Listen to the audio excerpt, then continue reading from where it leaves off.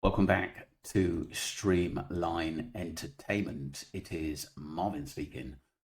I just want to get into a article which goes back to the 13th of July 2024. And this was published by Sam Lawley.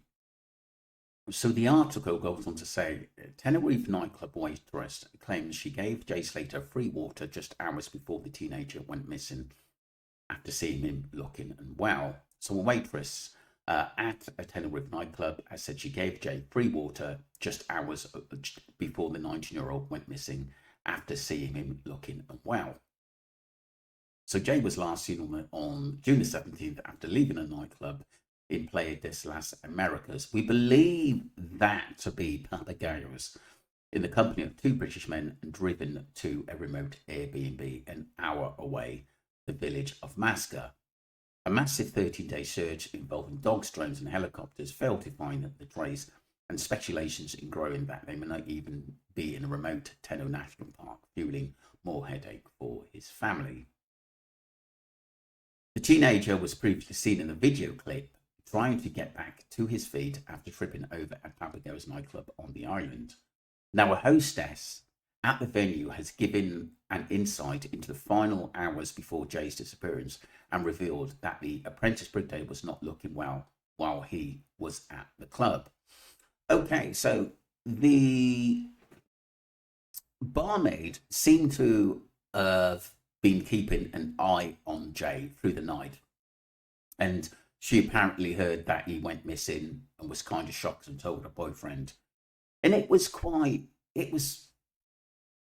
don't know, it just seemed pretty strange. Like the information she gave was it was odd that she thought about him the next day. Maybe she did and felt sorry for him that his friends may not have been helping him like they should.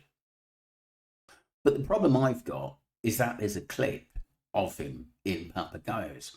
Why did that clip just come out? So we knew that Jay was in that club and basically he was deteriorating. But like I said, who were making these video clips and putting them out there or giving them to the newspaper? Because like I said, Papagayos had said basically Ali did ring the club up, and she did talk to someone who's quite high up there and said that all the CCTV was given to the police at the end of the day, and he couldn't release anything to a third party, which is fair enough. But why are we now basically getting clips given to basically Channel 4, which is fair enough, and news articles? That doesn't make sense to me. Why is it now being released when it should have been released before, to find out who was with Jay at the time and who left with Jay? Surely his mum and dad would have want to see that, just to make sure that he wasn't in any trouble leaving the nightclub or nothing really kicked off. Do you know what I mean? Especially what we heard from the eyewitness. That never really made sense to me. Gonna move on.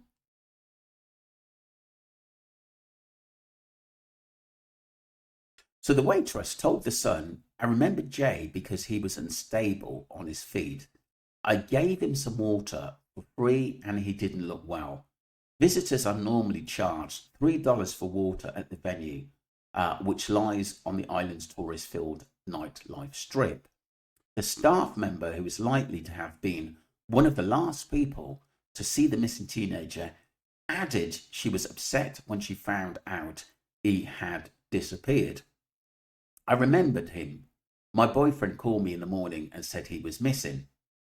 So, I mean, it must have been a topic of conversation between, obviously, this girl that worked for the nightclub and her boyfriend about Jay.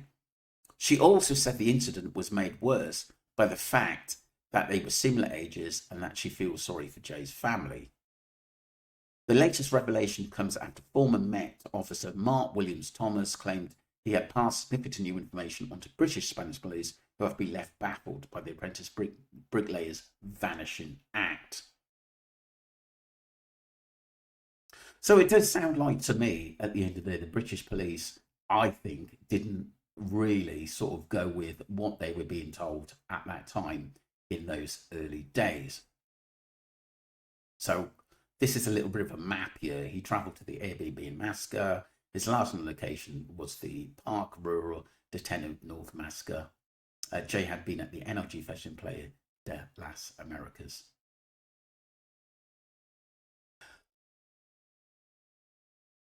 I think that's it, basically, on that, people. But I just want to go to an update in another newspaper for the upcoming documentary. Let's get straight into that. So this was Ali Harris, people, who was talking to the Papagao's management, and obviously they weren't going to tell her everything, but they did basically tell her about a little bit about Papagao's and what goes on there. Yeah, so he did say that they'd invested a lot of money and you know, they weren't going to have any messing around. Mm-hmm. And their security staff were all trained up that they would help anybody out. Now, if Jay had lost his hotel key, okay, there was also stewards there that could, you know, if he said wherever they go, there's always a spare key because of the cleaners going in the following day to, you know, make the bed or clean up or whatever, or clean the bathroom. And I mean, if you go to a hotel in Tenerife or anywhere abroad, you know, you usually do get somebody that comes in the following day to make sure that your place is clean and tidy and change the towels. Did you know the director, Ali? He didn't even mention that to you, did he? That the club had closed due to someone collapsing in that club. No. And that was the reason, and because they didn't want it on their premises. No, they didn't want it. Money, nearly $1 million, you know. Refurbishment. Refurbishment and training and goodness knows what, and they've got a good setup now. I think they're expanding this year, for goodness sake. I just, I take my hat off to them. They've done all this, and then you're faced with an incident like that. Mm-hmm. No, the manager was quite right to say, out the door, people. You know, I'm closing it up. But what time that was, I don't know. But obviously the police had gone in there. Yeah, the police had gone in. Investigated it, and obviously they were the ones that took the CCTV. Obviously, yeah. Well, we've taken the Skyline one on the 17th, so, you know, they're not going to go in and just take one lot from Skyline, are they? They're going in to do the rest, you know. So that was Ali Harris, who actually talked to management at Papagao's.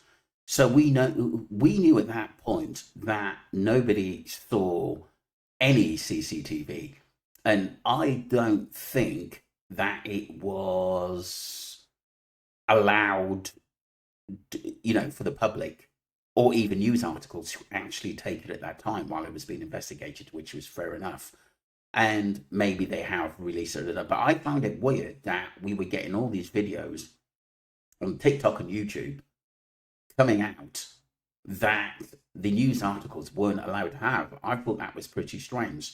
So who is the person or the people putting these videos out of Jay or what was happening in Papagao's or even pictures? I find that really, really, really odd. Let me know what you think, people. So now we move on to the Express. And this is a article, people, and it says Jay Slater's final CCTV images before death, seen for the first time as Channel 4 doc airs. The disappearance of Jay Slater is a focus of Channel 4 documentary with aims to clear up the mystery around his death and social media theories. This was by Mark Jeffries and Karen Price, assistant editor, and this was produced on Sunday, last, people, 21st September.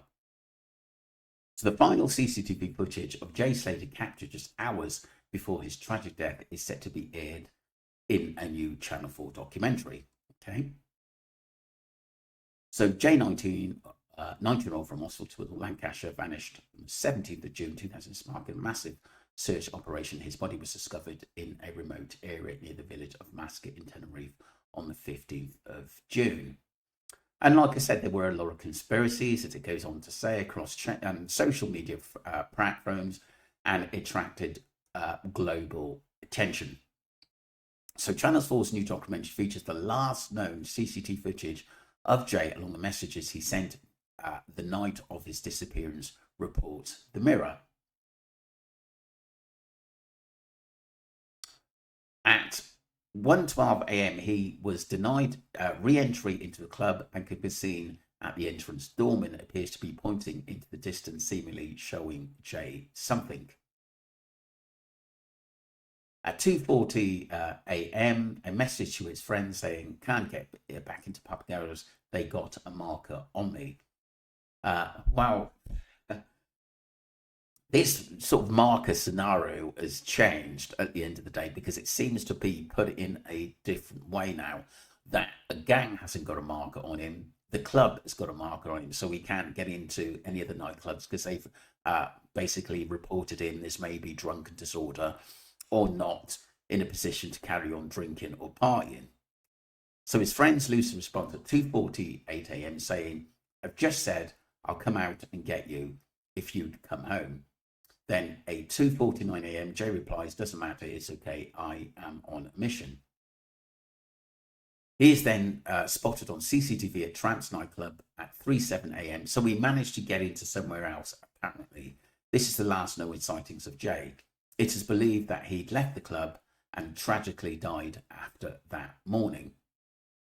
So apparently, isn't Tramps one of the last stops that Abe said, which goes on kind of late at the end of the day? So he ended up in there. According to the coroner's report in July, Jay informed his mates he was in the middle of the mountains and needed a drink. He embarked on a 14-hour trek home the morning after indulging drugs and alcohol during a night out. So the disappearance of Jay Slater also features never before seen CCTV footage, previously unheard audio, the discovery of unsent messages, and access to the Slater as they seek answers about the transpired with Jay. So it was the only media outlet granted full access to Jay's post-mortem, Jay's funeral, and Jay's inquest. The film delves into the impact of social media sleuthing on police investigations, as well as the damaging effects on the family and loved ones mourning the loss of the son. So technically they're the only channel media outlet who was allowed to delve into everything what is said to be the truth. Okay, like I said, we will listen to it. But again, so the CCTV must have been released to this media channel for them to basically technically have all the CCTV and all the answers, and also a timeline. And I've always been an advocate in this case about timelines. Very, very, very, very important. But it depends what sort of context is actually put into. Because like I said, we've had one story that all CCTV was banned, no one's allowed to see it, and yet this media outlet has got all the CCTV, some of the CCTV of what happened to Jay that night and the timeline. Why couldn't we have that timeline before? It just doesn't make sense, because it would have just shut everything down. I don't get it. I really, really don't get that, and I find it kind of strange. Because obviously, people, if we had a timeline, they wouldn't be talking about this case as much if people were to come out and be transparent. I just don't get it, why there was so much secrecy. Oh, wait for the documentary, wait for the documentary. I find that kind of strange, because all we wanted is answers to put this thing to bed if it was an accident. But we haven't been told nothing. All we've been told is wait for the documentary. That'll give you all of your answers. So we'll just have to wait and see, people. I always think you have to be transparent. In this case, I'm open to having reasonable conversations with people, but I think we've got to be honest with one another. Because like I said, when we look at the start of the case, no, you're not allowed to see CCTV. The Guardia Civil were very guarded in what they were telling the public and what they were basically telling the Spanish and British media about what's going on in this case. And yet now we've got this got a marker on you. It's crazy. I mean, has that changed that little bit there? Can't get into pub goers, they got a marker on me. Because like I said, we wasn't told. Basically, we were told someone has got a marker on him, but it wasn't the clubs in that area. I'm sure it wasn't early on in that case. Let me know what you think, people.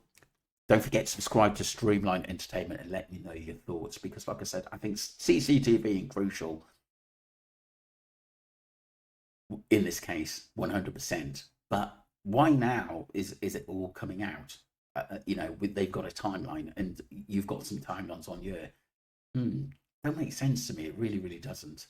It's going to be interesting to see what actually day it was.